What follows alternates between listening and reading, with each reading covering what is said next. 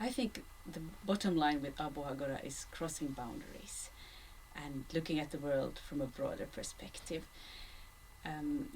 Human beings are really complicated beings, and we have lots of dimensions and aspects and parts to ourselves. And if we look at the world just from the point of view of the sciences or just from the point of view of the arts, it's like looking at the world with just one eye and shutting the other eye to the big world.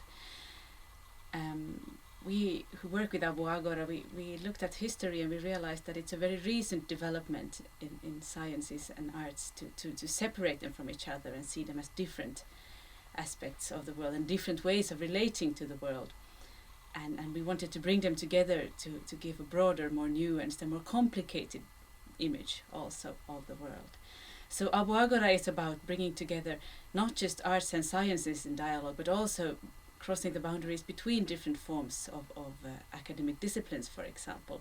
We know that today many researchers from the humanities have a very hard time to talk to, for example, natural scientists, and also the natural scientists might not really realize the benefits of looking at the world from the eyes of, for example, languages, history, culture, the arts, religion, and so on. So we both want to bring together representatives of different art forms and different scientific fields to discuss the big problems of the world today. And we've been trying to choose themes for Aboagora that will actually engage people across the line. I think most of the problems that we have to solve today are really these that we call wicked problems. Problems that are not so easily solved that you only need one field of science, for example, to solve the problem, or just one field of the arts to describe a feeling or a nuance or a situation. So we really need to be able to speak in new ways and to look at the world in new ways, and also challenge our own small boxes where we talk the same language all the time with each other and speak in ways that can engage across the lines. So it's a lot of explorations, it's a lot about challenging our way of looking at the world, and it's also, I think, an ethical question of trying to at least engage with the different difficult issues that we have at hand in the world today. So and also I think a very important aspect of Aboagora is bringing out this dialogue to the larger audience, not just keeping it to ourselves, to the scientists and to the artists, but also opening up these issues for the larger and broader audience of interested people who also have a part in this and who also want to know what these fields can bring to the discussions. So that's why we've been talking about things like sacred and secular, the human machine, and all these kind of themes that seem paradoxical in a way. The human machine, I mean, humans and machines, that's two different things. But when we start to get together and discuss different aspects of it, we see that the world has so much more of these grey zones, which are actually quite fascinating when it's not just black and white. So crossing boundaries, that's Aboagora. Well, Aboagora got started in 2010 because at that time Turku was getting ready to be the European Capital of Culture in 2011, and a lot of ideas were growing up about different kind of projects that could be implemented during that year. And at that time, my very good friend Emilie Gardberg, she worked at the Turku Music Festival as their director. And we had for a long time been discussing between us that it would be really nice to bring together the arts and the sciences that we represent, because I represent the academic field. At that time, Turku Music Festival had a new artistic director who was the tenor Topi Lehtipuo, who is a very dynamic and inspirational person. And he had also for a long time been thinking about how to engage the scientific field also in the art festival. Because Turku, of course, is the perfect place to do this, where you have several universities with different disciplines and you also have this wonderful cultural field. So he really got the spark going, and I was engaged from the Donner Institute. My field is religion. And then Hannu Salmi, who is professor of cultural history at the University of Turku, was engaged. And we started thinking about what can we do.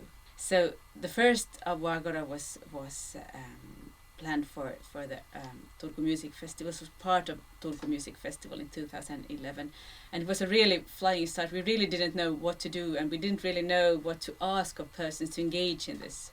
So this is not a scientific conference, it's not like your academic paper, but it's not just an art festival, so you really have to try to stretch your borders and talk in a new way here. But we were very encouraged. We built a team around us, a lot of interested people who wanted to be part of the organizing committee. And that's how it got started. The first year was financed by the Capital of Culture Turku 2011 Foundation. And after that, it got going. So it's been very interesting to see how our organizing team has also expanded. We now have members from Åbo Academy University and from the University of Turku and from Turku University of Applied Sciences also since this year, and from several artistic organizations and partners that we work together with and collaborate with. Theater groups, orchestras, different poets and authors, improvisational theaters and so on. So it's a very broad and very dynamic theme. So we have from the humanities, we have from the natural sciences, we have artists, we have from the applied sciences, and that of course also makes our work a lot more diverse and fascinating.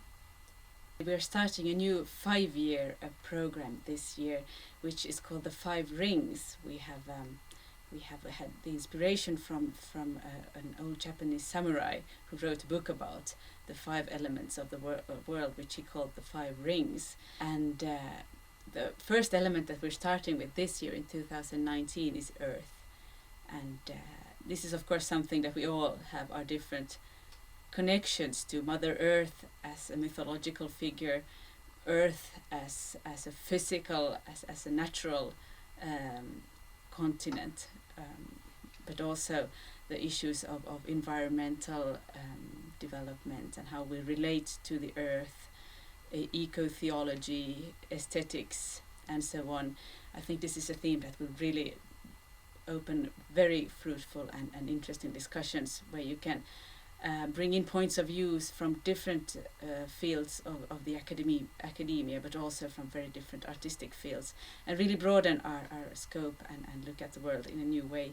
Because really the questions of the earth, we're all dependent on the earth. We cannot live without it, and no single field in itself has the one and only key to how to solve the problems of natural disasters and environmental pollution. So we really need to be able to listen and look at the world afresh and engage in discussions that really challenge our previous perspectives to be able to handle the situation. This is just the starting point of 5 years. Next year we're going for water, and we also have then wind, fire, and finally the 5th year is the void, which I look forward to very much.